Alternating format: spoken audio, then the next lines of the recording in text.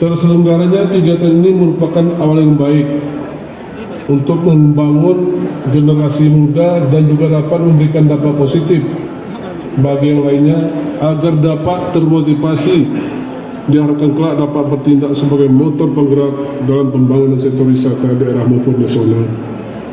Ini maka kami sangat mendukung berlangsungnya pemilihan UIN dan IPAK sebagai duta wisata di Aceh Tengah.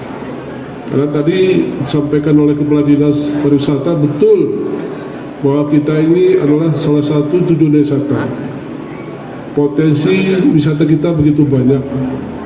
Saya hanya mengharapkan tunjukkan persatuan IPAK Aceh Tengah atau PAWAK bisa berbuat lebih dan memberi warna tersendiri dalam memajukan kegiatan organisasi kemasyarakatan di Kabupaten Aceh Tengah.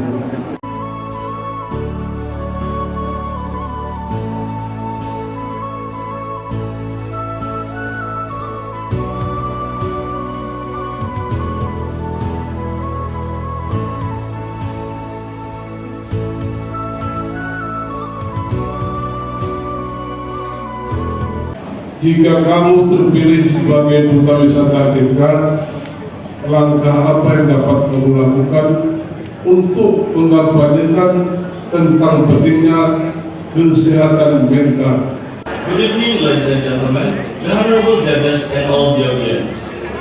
I believe the issue of mental health is really important for us in New Days, and my background as the social activist